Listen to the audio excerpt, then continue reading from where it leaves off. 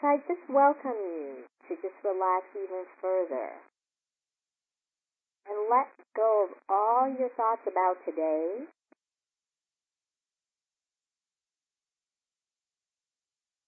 Any thoughts about tomorrow or next week or next year, and just be here with us now.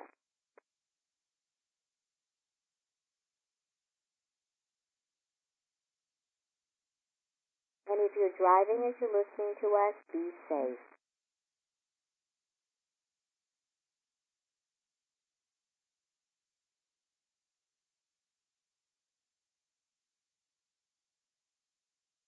So as you relax further, I invite you to just relax into your heart. Relax into your own body. Feel how good that feels. And just relax into your heart.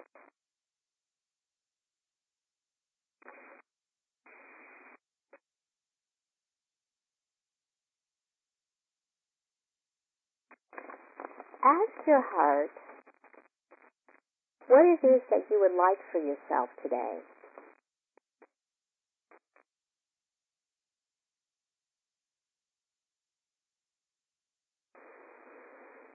What is the gift that you would like to receive? Your heart knows.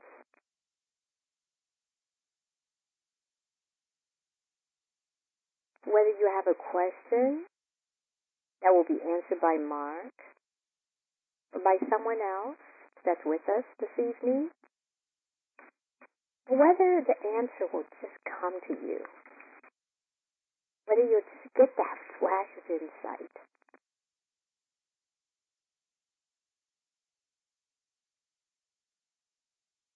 And whatever it is, even if you don't know right now, it will just come to you exactly in the best way possible for you.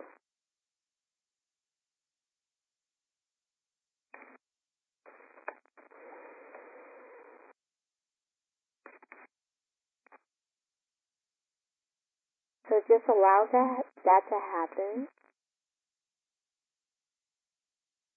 And also just know in your heart right now with appreciation and gratitude as we're all closing this year,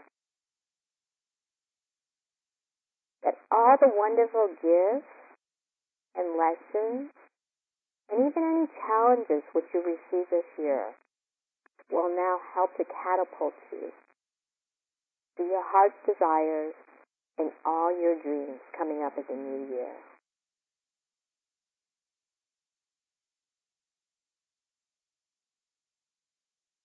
So thank yourself again for taking this moment from this holiday season to be here for you.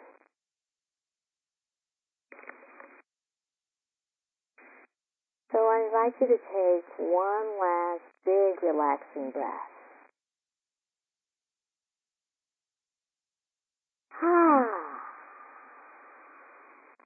And let it all go. And just feel the deliciousness of that. To be here present and in your body. So thank you all for being here this evening with us. My name is Ruby Yates, and I am your teleseminar host this evening for the conversation with Marc Allen. And for those of you who are new to Marc's work, because I understand there are some of you here, Marc is the founder and publisher of one of the leading publishers in the world for the personal growth topic area, New World Library. They are publisher for some of the selling authors, people like Eckhart Tolle and Dan Millman and Deepak Chopra, Gay Hendricks recently, just to name a few. And Marc is now a very successful entrepreneur and philanthropist, and he is very unique in how he lives his success, because he never compromised his values and who he is to achieve the financial and business success that he has now. Because Marc will tell you that he's naturally lazy, he doesn't work very hard, He doesn't like to work very hard. He never works in the mornings, and he takes Mondays off, and he never does email at home. So how is he able to run a successful business, still holding on to those values and never selling out, and particularly never selling out to our cultural standard that you have to be a workaholic and really work hard and make a lot of compromises in your personal life in order to be successful? So how does he do that? So that is what he is here to share with us this evening.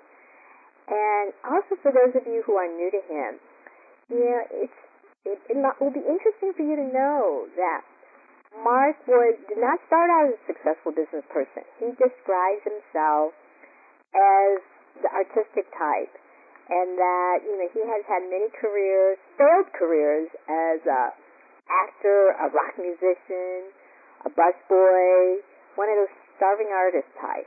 So how did he change his life around and become successful and yet maintain true to who he is?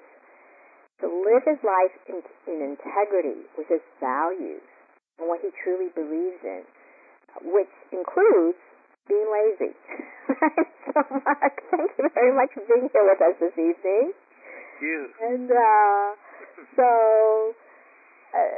so thank you for this being here to treat us to your holiday season talk about the seasons, because that was the email that you had put out. How, like in our culture, we're always running, and we don't really watch nature and observe the cycles of life, of nature, and the cycles of the seasons. I think that would be a wonderful gift for you to share with us this evening. Thanks. It has been on my mind. I loved your introduction. Thanks for that. I love just that little phrase you said about relax into your heart. As you said that, I said, yes, that's what. Maybe that's just all we need to do throughout the next year. Maybe we could just record our voice or have your little voice say, relax into your heart. A few hundred times a day. That would be wonderful. Just wonderful. Relax into our heart and relax into our bodies. Yes. I love doing that.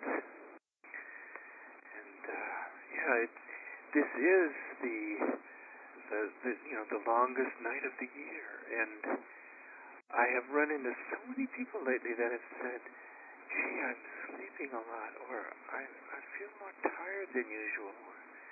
Several people, another one this morning even, a real young kid, he was 19, he said, I've been sleeping so much. And I said, well, it's the longest night of the year. It's good to sleep during the winter. I know we're recording these talks, and I want to make it fit for any and all seasons, because people can play them back at any time. But definitely it's very useful to look at the long-term view and look at the whole year and the cycle of the whole year and the seasons of the whole year, and to remember them and to give each its time. I do remember as a kid, I said this in my email,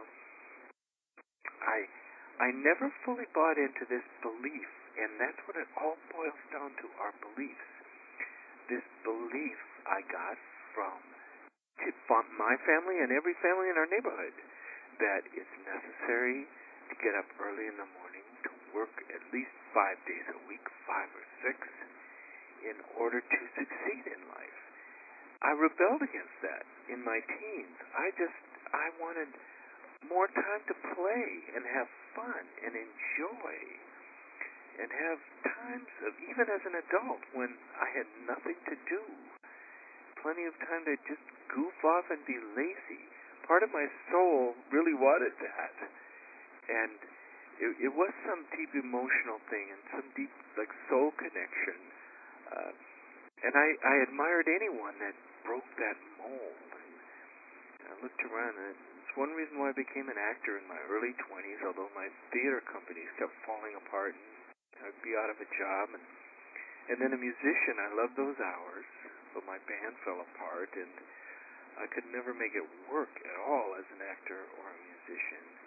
But I did know I wanted to do what I loved doing, and I did not want to work too hard. And then this publishing company just kind of happened in a way, just following my own energy. And it was just meant to be. It just started building and building. And even from the very beginning, I wanted to follow my own rhythm of not working too hard, no more than 30 hours a week. After 30 hours, I want to do something else. It's just my natural rhythm. And for years, I do remember I had these thoughts, this voice said, if you worked harder, you'd be more successful. And I really looked at that and I said, is that true? Or is it just based on these beliefs I've picked up that you must work hard to succeed?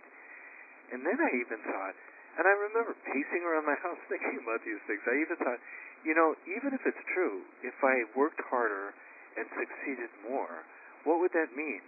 I'd have a bigger house, or I'd have more money in the bank.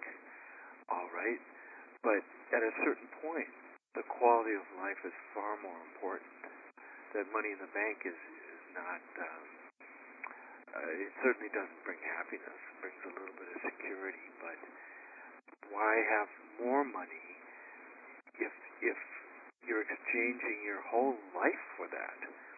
And so I realized, even if it's true, even if I was more type A workaholic and had twice the money in the bank, what would it matter? The important thing to me is how I live each and every day. And I see that I want to be able to relax into my heart every day. I want to do what I love to do every day. And the way it's worked following my energy, I realize now every day of the week is my favorite day of the week. If I had to pick one, I would pick Mondays, because that's the day I do absolutely nothing. I never have anything in my calendar. I sleep as late as I want, and I get up and I have no plans except dinner with my family and put my boy to sleep, which is my favorite thing to do anyway. We're reading The Hobbit now, so that's wonderful for me as well as him. So that's my Monday. But then having that whole day off just to myself, and then having every morning off to sleep as late as I want, by Tuesday afternoon, Tuesday becomes my favorite day. There's really nothing I'd rather do but get into the office. And that's true. I love my Tuesdays, so I go into the office. And then I go into the office too on Wednesday, Thursday, usually on Friday. And then Saturday is usually very open. And Sunday I never ever work. But that's my family day. I'm there for my family all day Sunday. And then Monday is my day for myself. That's what's worked for me. And as I've just looked at how it's all evolved, I see what I've done. And the key to it all is to become aware of the beliefs we have and see if they really serve us. Most people in our culture are stressed out, type A workaholics that have this deep belief you must work hard to succeed. It's good to work hard, but you can't work constantly. I challenge that belief that you've got to constantly work. Certainly that's not a good belief, because you end up burning out or getting sick or just being frazzled all the time. The year flies by and you haven't had any quality time, important time. So I looked at that belief a lot, and I've really come to believe it's far better to do things in an easy and relaxed manner, in a healthy and positive way, than to do them from a stressed out way where we're pushing. And it's just habitual. Most of us are habitual pushers. We get up and immediately our mind is on, okay, what do we do next? Da-da-da-da-da-da. And we're on through our day the whole way. What's next? What's next? What's next? Always thinking of that next moment. And many of us are feeling behind. Oh, we're behind in our work. Or we have to run to catch up. Or we're late for an appointment. Or, oh, now I've got to do this with my family, and we've got to be there at da-da-da-da-da time. And it's stressful. And that stress is just a habit that can be changed and let go of. And it's far better for our health to let go of that stress. I've come to realize the value of these teleconferences and any kind of seminar or talk or anything is not what I say. It's not in the words I say at all. But it's just that for that period of time, for this call, you are just kicking back and letting go of that concern about what you have to do the next minute, the next 10 minutes. For the next hour, you're doing nothing but listen and breathe and relax. And that's really the value, I think, of these talks. It definitely isn't what I say. In fact, I heard some study, you forget 70% of the words that are said in any kind of talk like this immediately after. And then over the next 24 hours, you'll forget another 25% or something. You may over a week retain 1% maybe. So maybe you'll get one idea in what I say that you'll grab a hold of, and that will actually affect your life at some point during the day. And if nothing else, my unique contribution to humanity is just saying you can relax. You can work with more ease. It can be done. You can look at your beliefs that you must work hard to succeed and see that maybe they're not particularly serving you. I often think of it this way. When we see a masterful performance by an artist, what we really admire is the ease that they have as they play the piano or as they dance or whatever they're doing. Their ease is a real sign of mastery. Well, I think that's true in every moment of our life, too. When I look at people who have really succeeded in a way that I admire, they do have a life of ease. That's very, very important. And this time of year, then, is very special because it's the longest night of the year. It's the deepest, darkest time, in a way. And that's a time to really relax. I think a lot of us have forgotten the seasons, or we sort of acknowledge them around this time of year, the holidays and New Year. But we just push through them and go through our lives. And in a way, our lives are as what we call normal is as neurotic as the corporations have to deal with. I had lunch with a CEO of a major corporation. She ended up crying on my shoulder because she said, every quarter has to be 10% better than the previous year's quarter. Like spring '08 has to be 10% better than spring '07, otherwise heads roll. And the pressure of that kind of constant linear growth just keeps her going all the time. She can hardly take a break. Well, that kind of linear growth is unnatural. You literally do not find that in nature. I by far prefer, I'm so glad I have a private corporation with no pressure at all from outside shareholders or anything. And I prefer the image of a tree. Our logo is a tree. Watch that tree grow. Some years it grows a lot. When it has a lot of rain, that tree will grow a lot. Other years, if it's a dry year, that tree won't grow at all. I heard a wonderful thing about redwoods. There's these huge redwoods out here. They pump hundreds of gallons of water every day up to their branches. But if it's a dry year and the roots start getting dry, then they pump water back down to the roots. They quit growing, but pump water down to their roots and just wait until the rain. And tuning into those natural rhythms and tuning into the seasons, I think, is a much better way to live. So over the winter here, try to take a break and try to take more time and feel okay about sleeping more. I mean, the nights are much longer. They're wonderful for sleeping. I love to curl up in bed. Sometimes I'm curled up in bed as early as, 10, sometimes even earlier, and I usually don't get up till 11. So that's 13 hours in bed. That feels really good to me. I spend a good part of that time reading, but it's just fine. And we can look at our career and our business as being part of the cycle of the seasons. And in the winter, it's time to rest and relax. Do some long-term projections, but just relax too. Let go of all that pressure to succeed. Then, as spring comes around, then you really start preparing. And when spring happens, the month of Aries, the month of spring, when March 21st rolls around, that's a wonderful time to really launch something and to really go for it.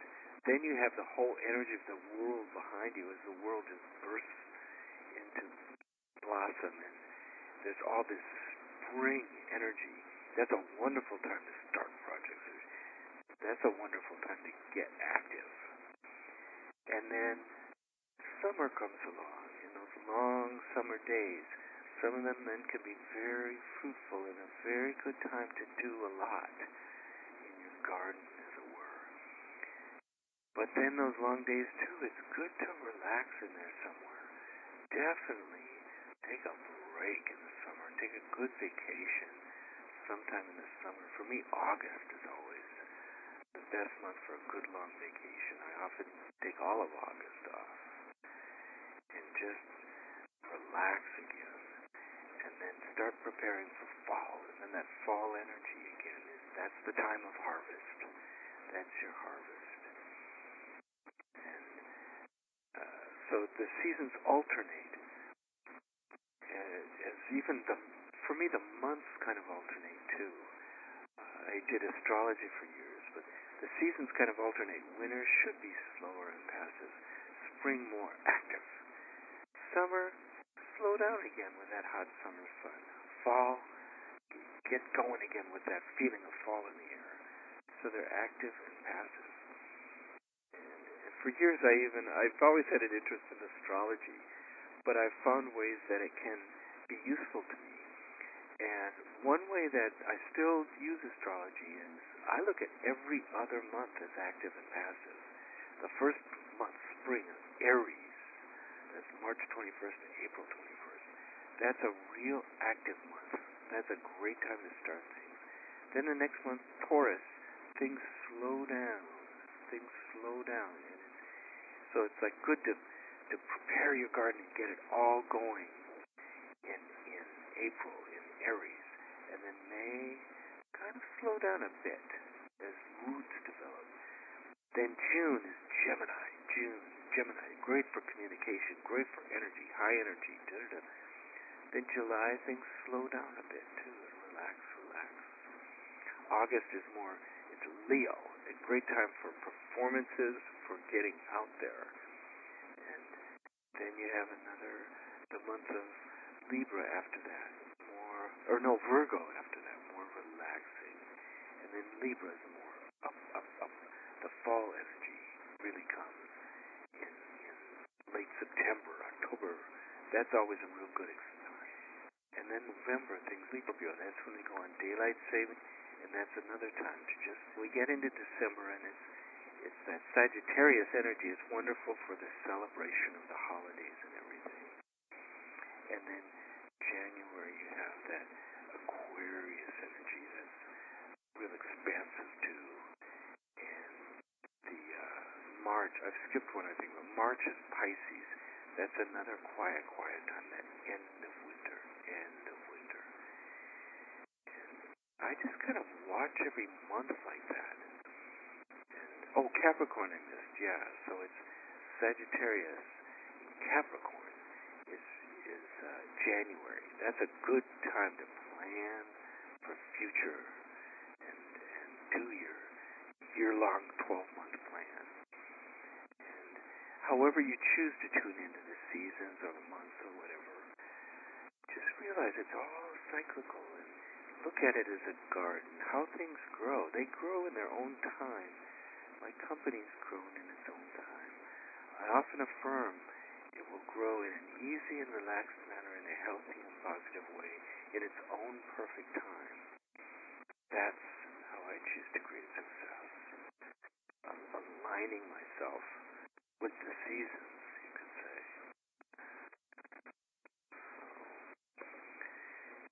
And I know my thoughts were kind of rambling as I did some notes for this talk, and I was just thinking too, not only is there a season for everything, and the value of looking at your career and your business as a garden you plant and let grow in its own perfect time.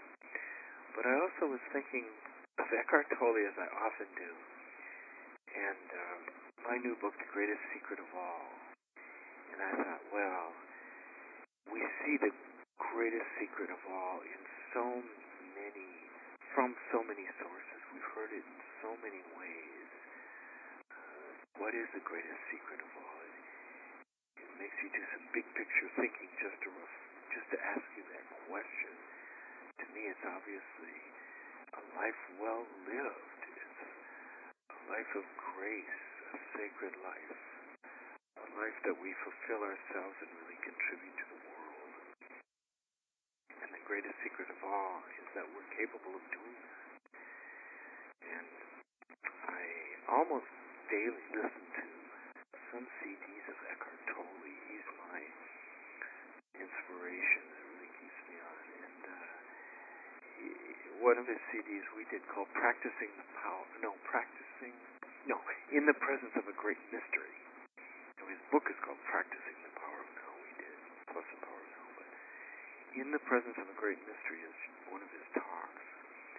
And I thought, he expresses a great secret in there. He reminds us in such wonderful language that we're so much greater than we think we are.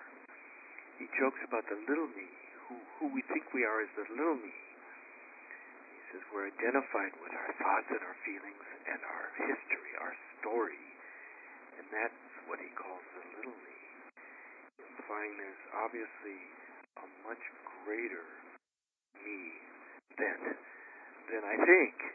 We all are much greater than we think. We're far greater than our thoughts and emotions and our histories. Far greater than that. He reminds us that we're not those thoughts. They just come and go. They're these passing things. We're not our feelings. We're not even our story, our history. All we have is this moment. And in this moment, we are not just those thoughts. We are the awareness, the consciousness in which those thoughts arise. We are this great field of awareness, connected with the whole in some mysterious way. We are this consciousness that has given birth to all that is. Within that consciousness, that is the gateway to our intuitive connection. And within that consciousness, we can create what we want in our lives. And this is where Eckhart and I, we don't exactly part paths, but Eckhart knows that that's all you really need to know, and that you really don't need to do anything at all. He really has no interest in manifestation whatsoever. All he's interested in is this moment, realizing who we are, and that is enlightenment. It's something we all are. There's nothing to attain. It's just realizing who we are. We are this vast field of awareness, and our thoughts arise, and then they pass. Our feelings arise, then they pass. Who is aware of those thoughts and feelings? We are, in a far greater being connected to the whole. Well, I love to take that thought, that reality that thought is pointing to, and from there imagine the world I really want to create for myself and for others. And that's where Eckhart sort of acknowledges, yeah, you can do that, and it's wonderful in the now moment to imagine you fully attain the life you want. That's fine to do that. But he would say that's not even all that important. What's important is just knowing who we really are in this moment. And they're both equally valid. I've even said before, they're like polarities. Eckhart's wonderful understanding of the wonder of what is a wonderful thing to always remember. And given that, the understanding that I've been more interested in, not more interested in, but often focused on is, given that then, we can create the life we want. We can even create the world we want. I heard this wonderful phrase that the Hindus say that completely supports everything Eckhart's saying. They have this phrase, thou art that. You are not just your limited physical body. You are all that is, an essential part of the whole of creation. Given that, great, what are we going to do with it? What do we want to do with it? Let's create a wonderful life of abundance for ourselves and our families and our communities. And let's really contribute to a world that works. And then the greatest secret of all, I say, very simply, what I feel is necessary for a world that works. All we need to do is convince our leaders that the most important thing in life, and this is the greatest secret of all, in my opinion, in my language, is to love and serve ourselves and others. If we had a president who realized that concept, we would have peace in the world. And we would be able to help all of our people and people around the world to really improve their life. And to me, that is the greatest secret of all. Love and serve yourself and others. Always take care of yourself, number one, because you need to find fulfillment for yourself in order to literally fill up, to have a lot to give to other people. Don't be afraid to take care of yourself. Enjoy and appreciate the miracle you are, and take whatever time you need to find your own fulfillment. And then once you do, you'll just naturally share that with the world. But that to me is the greatest secret of all. So those are my rambling thoughts for the evening.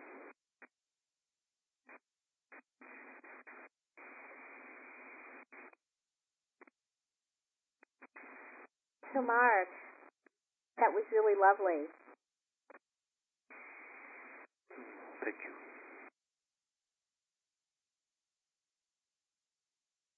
I thought we'd leave some time for questions. So I invite questions from the audience, and in order for us to hear us, if you can just press on 6, and then just tell us your name and where you're from. So Marc, you know what was really nice is that you were talking about how, just reminding us, we get into such a habit of always we're not relaxed. Mm-hmm.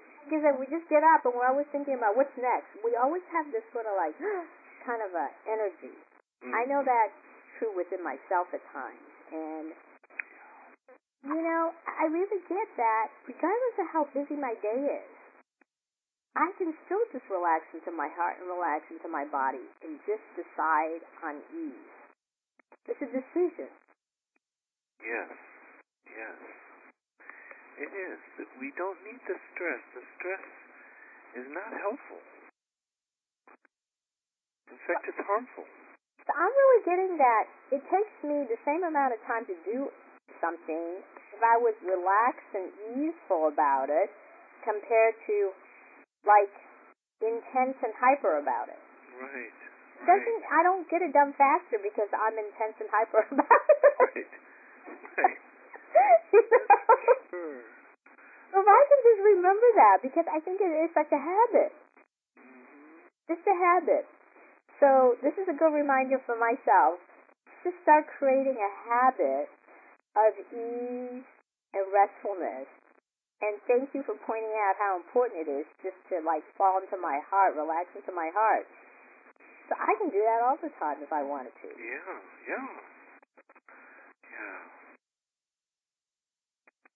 I could be driving to a meeting that I'm late for and relax into my heart. So that was just, I just really want to reiterate, because that I just thought was a really practical point and lesson that I want to remember for myself. So I just want to reiterate that for everybody else too. Yeah, if we just take that away from this, that's certainly enough. So, and then that was just really lovely when you went into, again, what the greatest secret of all is. We just go with the cycles, you know, just give ourselves some space to go with the cycles, not always be producing on the high end.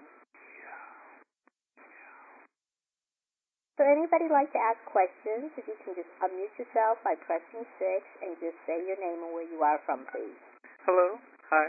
Go ahead. Hello. Yeah, this is me, Bikas, calling from Atlanta. Hi. Yeah, my question is this. I mean, you said something, wonderful. You said, you said we are everything. So if we are everything, and in essence, I mean, all the spiritual books say that we are the universe. So if we are everything, but what is a practical way? How can we use that in a practical way? Because, I mean, even though we are everything, we still have to pay the bills. We still have to do all this stuff in this physical form. How can we use that? I mean, we forget that all the time, though, I guess. I mean, because, we in our physical forms, we have all this limiting beliefs, we have all these habits. How can we make practical use of that? Well, that's a great question. To me, it always reminds me we are connected in some ever mysterious way to the whole. Scientists even just talk of the one quantum field. By definitely kicking back and relaxing, whether you call it your intuition or even bringing forth things from subconscious or superconscious or whatever words you put it, but I know that's the key to the intuition that we all have that can really give us the greatest guidance we need in every moment. Very practical guidance. It's way better in any moment in your life when you need to make decisions, and there's countless decisions we need to make, especially if we decide to go for our dream, to really create a career, business we love. Then we've immediately set up a lot to do and a whole lot of choices and decisions. And the more we can kick back and relax into our heart and feel this connection with the whole in a way, the more it opens up our intuition. And we literally will be guided. We can be guided what to do and what not to do in very practical ways. I often ask for guidance, and often right in the middle of my workday when I'm asked to make a choice or something, or should I go with this project or not, I'll just take a deep breath and remember to connect again for guidance. And it happens in several different ways for me. Sometimes it's just this real clear feeling in my heart and stomach of just either expansion or constriction. And if it's expansion, it feels so good, and I'll know, yes, let's go for that one. Let's do that one. Or if it's constriction, I sometimes imagine I can sort of psychically see problems coming with this project, and I'll just say, forget it. I think with this connection, too, I believe we're all psychic. We're all tuned in to so much more information than we rationally can even understand how we can possibly get. And psychics are amazing people, and all they do is relax and grab these images that drift by from sources beyond our left brain, as they call it, or our rational thinking processes. We really are connected with a whole, and we do have a lot of information and guidance. So sometimes we can just say, okay, universe, guide me. Sometimes I'll just say that, universe, guide me. Sometimes I'll hear it like a little, almost a whisper in my ear, a wordless whisper of, do this, or do that, or don't do this, don't go there. I love that phrase, don't go there, girl. That you hear, don't go there. And that's real practical. And often in meetings and all this thing, when it'll come to a decision or what's my opinion about this project or whatever, I'll just take that deep breath. And either it's a little voice saying, don't go there, or it's this feeling of constriction, or I see problems on the road, or it's a feeling of, yeah, go there, this is wonderful. We can, in that way, use this connection we have in very practical ways. If you don't even believe in psychics, well, just imagine you are. Or if you don't know how to connect with your intuition, just imagine that you're connecting with it and ask for it. And it's amazing what will come to mind if you just open your mind to say, okay, intuition, what's your feeling about this? And whether you get a physical, each psychic, has a different way. Some of them physically feel things, some hear things, some see things. We get messages in all these ways, and if you just relax and ask for an answer, you'll get it. I so often think we all have everything we need to attain brilliant success and achieve full enlightenment, or realize our full enlightenment. We forget to ask the right questions. We just aren't saying, guide me, show me how. I want this to work. How can I make this work? And maybe the answer you'll get is, you don't even want to go there. Go over here. Do this something else. Every real successful person I've known has been intuitive in some way, whether they even call it that or not, or know it or not. They might just say, I have gut feelings. But that's a real practical thing. But I get a question about that, because I actually don't use my intuition. I know I should be using that, but how do you distinguish? I mean, the intuition thing that's going to be. I mean, sometimes I feel like I should do something, and I get just now the intuition is something like a deeper feeling, right? It's not a surface feeling, right? Well, so many people are so different, and it can be a surface feeling. It can sometimes a real good thing to do. There's this book I want to publish by this woman named Zen DeBruck, just from this YouTube video she did. But she recommends just tuning in to how you feel from your collarbone down through to your hip bone. So really your gut feeling and your heart. And I realized, boy, I've done that for years. And so you don't even have to bother with intuition if that seems too subtle and difficult. Just really tune into your feelings. Okay. And when I do that with different projects, I realize I really am guided. So often my heart will say, oh, that author's in the right place. I can sense they have a good heart, but then my gut will just tell me, oh, but there's problems with dealing with a person or the project itself, or da-da-da-da-da. I'll get these gut feelings of don't go there. So often I will acknowledge to a person that their heart's in the right place, and I'm glad they did this project, but I won't get involved in it because I can just feel it won't work smoothly. That's my gut feeling. I think that's maybe the single best thing you could do is just really tune into your heart and your gut and see how they both feel. And that's the gateway to your intuition anyway. I mean, you'll know. Yeah, thank you. Sure. Okay, thank you. Another question, please. Yeah, hi, this is Roger in Pleasanton, California. Hi, Roger. Hey, I was hoping you might say something about the role of, and I'm going to go there, pain, suffering, and challenge is a nice way to say it, but really the role of really pain and suffering on the path of enlightenment and full self-expression is the way I would say it.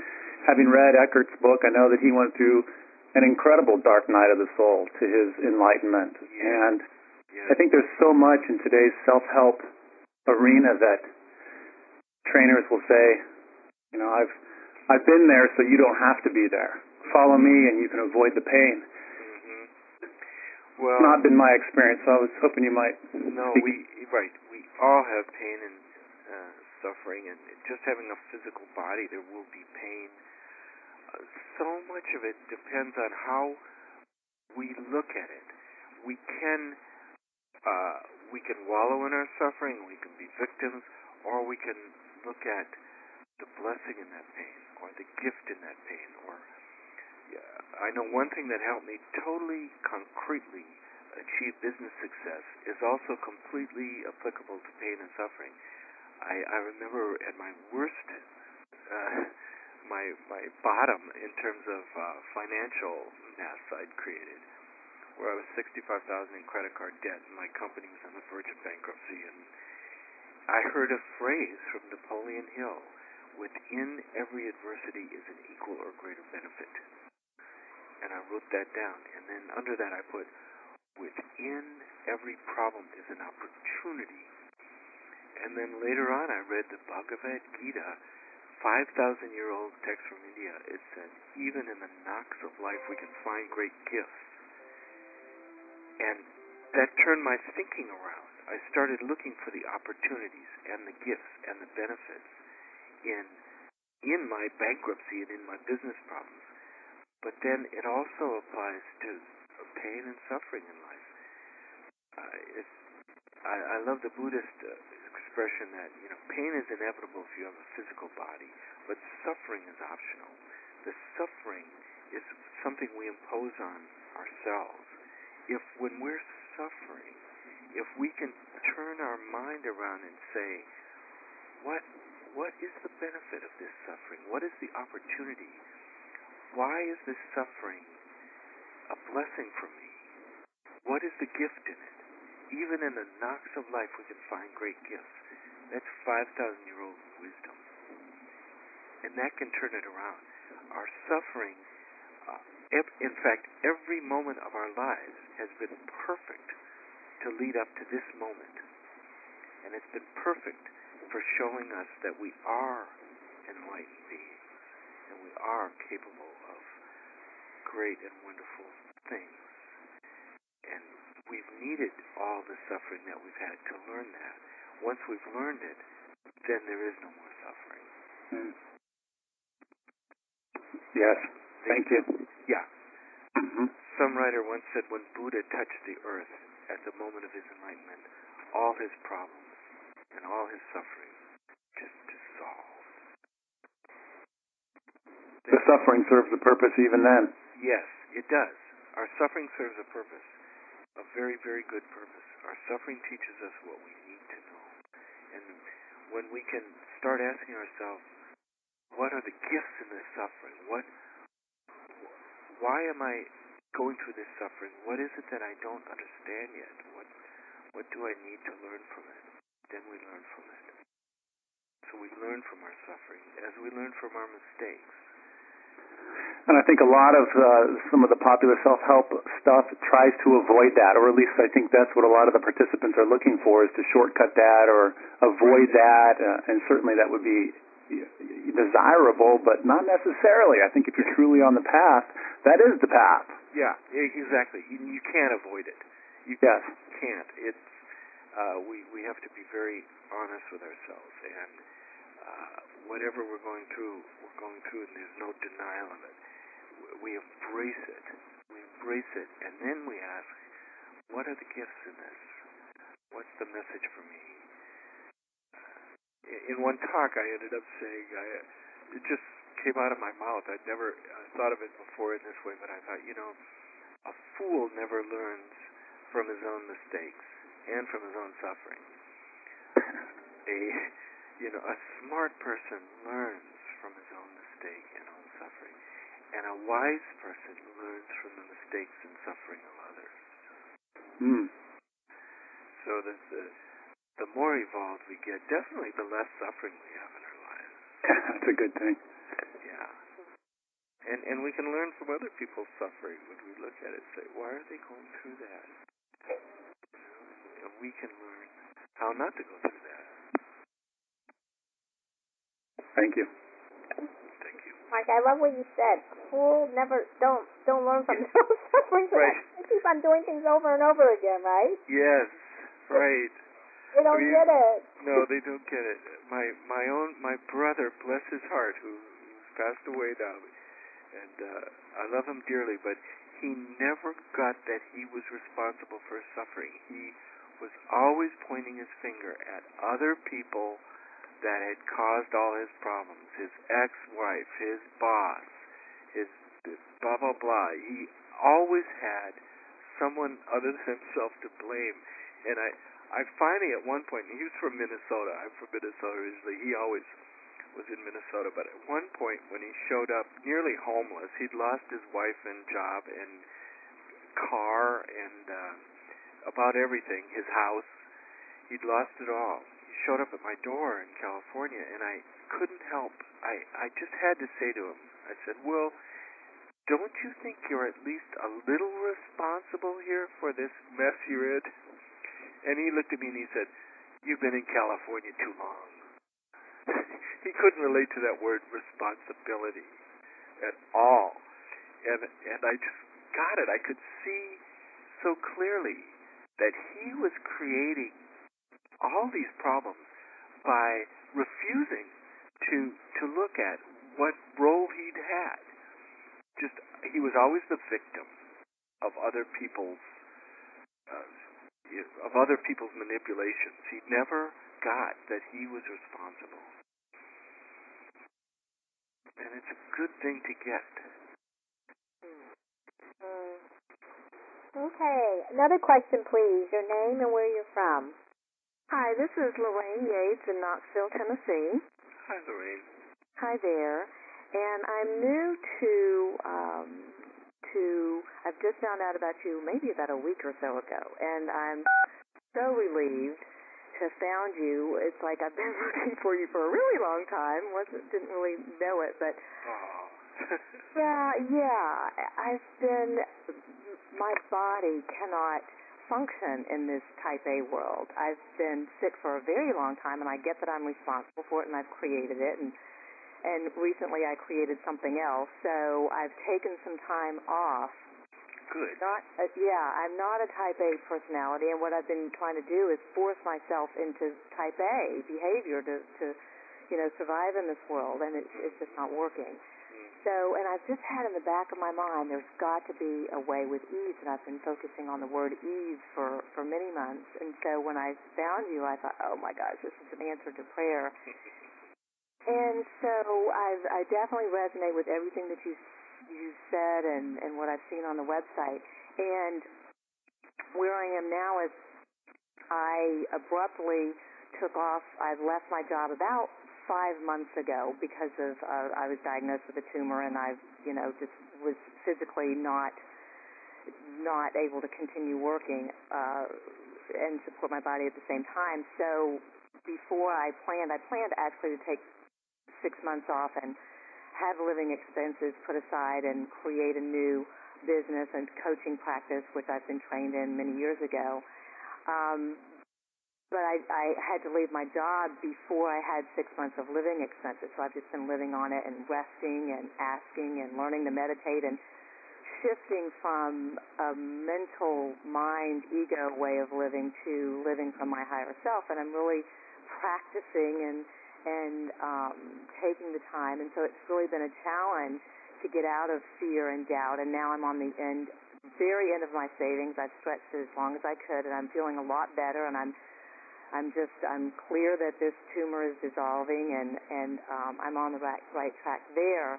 So my question to you is, I know, in reading what you've said, when you were 30, you didn't have anything, and you started a company and so forth, and I've got the knowledge and the mastery, and I'm starting to write the book, and I can see me doing the teleseminars and the speaking engagements and growing it huge.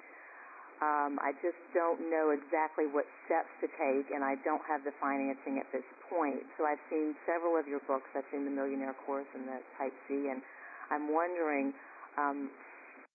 what could you recommend as a first step, knowing that I basically right now have money for food for the next few weeks and a car payment, don't have a lot to invest in different places, and just wondering where I should start, maybe with the Millionaire Course book, or I'm open. Yeah, if you can,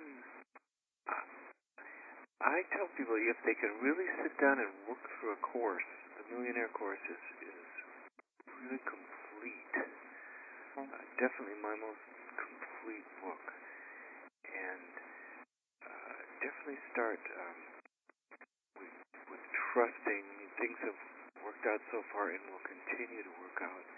And I think it's wonderful that you quit working because it was making you sick, and that you're really getting, you don't need to be that type A at all. You can take all the time you need to take care of yourself. Have faith in the abundance of the universe. You will be taken care of. Through my 20s, I had very little concern about making any money at all, and I look back, it's amazing how it always just worked out. Like I always just barely came up with the rent, the bare necessities. Somehow, I always handled that, and so have faith that try not to come from fear of, I got to do this because I need my rent next month. That is a limiting place to be, and the more expansive you can be of what do I really want to do with my life, and then what are the next steps to take, including the next steps right in front of you, and then those steps will become obvious. Maybe you need some little part-time thing to cover basics for a while, or whatever, something that you will be guided if you do trust your own intuition to really guide you. I really have felt so separated from my intuition. I'm just learning how to get quiet, and I don't know how you talk about different ways that intuition speaks to you through certain feelings, and I'm not sure how to distinguish between a fear feeling and an intuition feeling saying no, so I'm just really learning about connecting. Right. Yeah, definitely. If you have any trouble with it, what I said before of just tune into your heart and your gut and see how those feel, because that will tell you very clearly. And then sometimes as you relax, I do definitely hear it. Sometimes there's a voice, and I know that the voice of your intuition is always calm and clear and always feels good. There's no fear there. If there's an edge of fear or anxiety, it's not your intuition. That's coming from your fear and anxiety, of which most of us have an endless supply. This inner critic and very worried about us, and that can go on and on and on if we let it. But if you can just let that anxiety go and keep asking, what's the best thing for you? What's the best step to take? You definitely will be shown that step. Okay. It might be in a dream. It might be in just a phrase you hear on the radio. Like me, for just hearing that phrase, within every adversity is an equal or greater benefit. That changed my life. I had so many problems, and I started saying, what is the benefit here, right in front of me, right now, in this problem? What is the opportunity for me right now? What is the gift? Once I asked those questions, I started getting answers. And they're the best answers because they come right from within you. So they're the best answer for you. So I feel guided in my work, and I know one thing I'm guided to do is keep it wide open, realizing everyone has a different path. And what is perfect advice for one person is exactly wrong for the other. And all these different people out there that have things like, you can get in real estate to succeed, that's how to do it. That's completely wrong for so many people. Or having any single kind of focus. The important thing is to step way back and learn to tune into your own gut feeling and find your own guidance and see what works for you. Because the right thing for one person is to just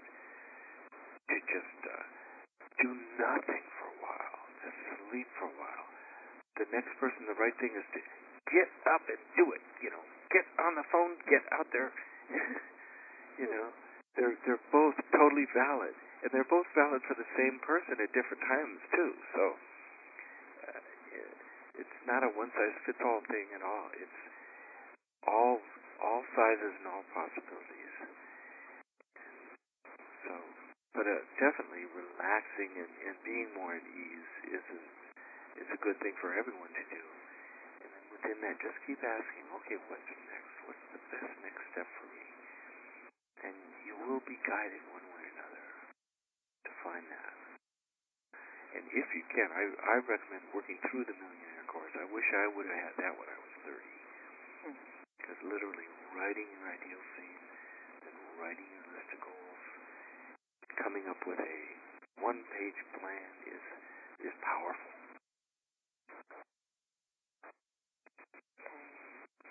Thank you so much.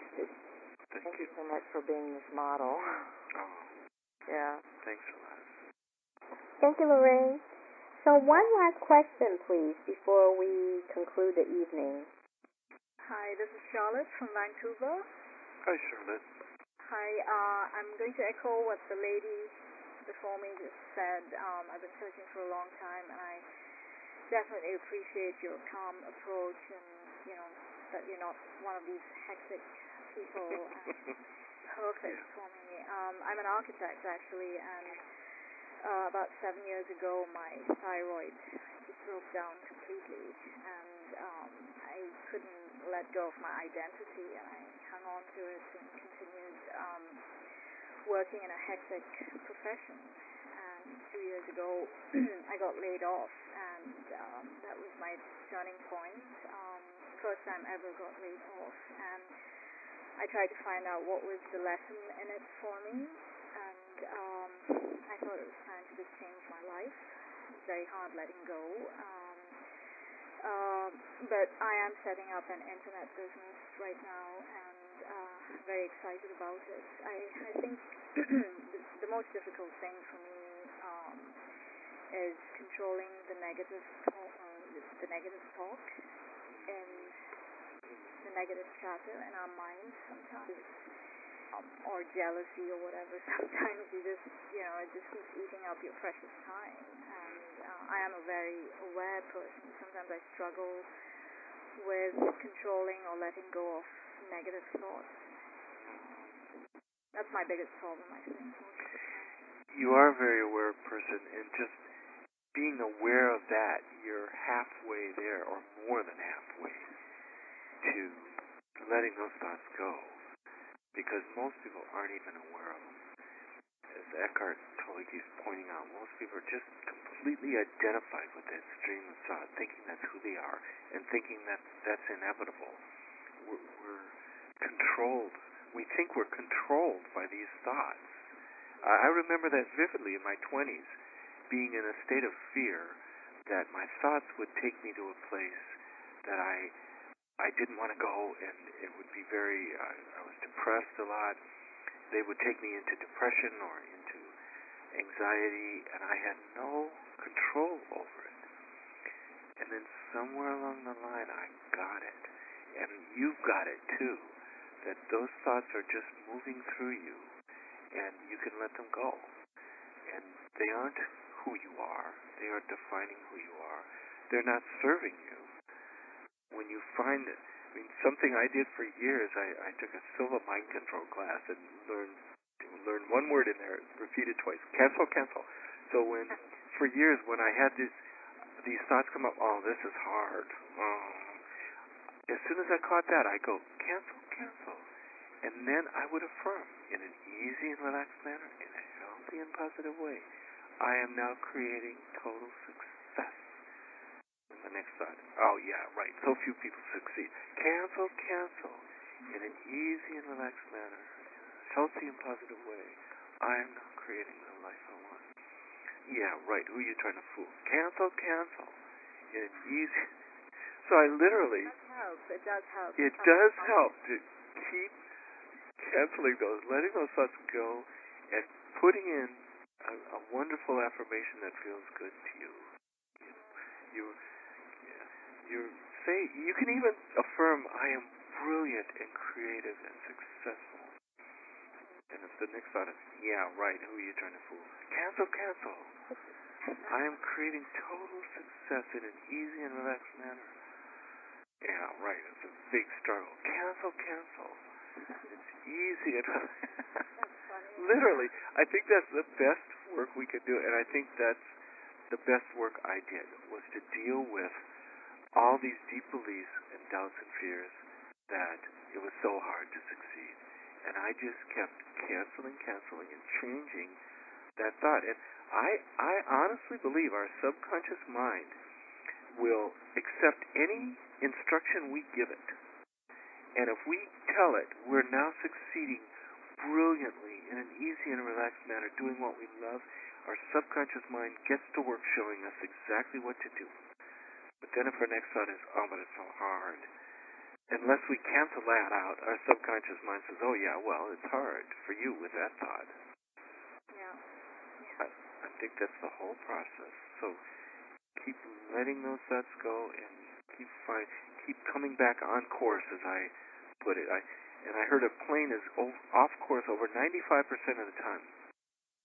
So you can have those negative thoughts 95% of the time, but if you keep getting back on course with the right affirmation, or a positive thought, or dreaming of your goals, or affirming that you're brilliant, that's enough to get you on course so you get to that destination.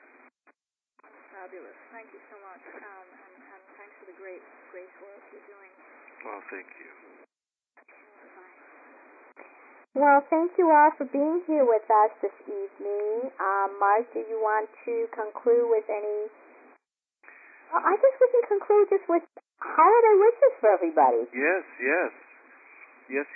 I should mention I do have a great new offer for my new book, and you can go to marcallen.com and click on the offer, MARCALLEN, or it's greatestsecretofall.com is the offer, where you get lots of free stuff for buying 1 copy or 5 copies, and that's a wonderful thing. But yes, have a wonderful, relaxed, and enjoyable holiday season in the new year.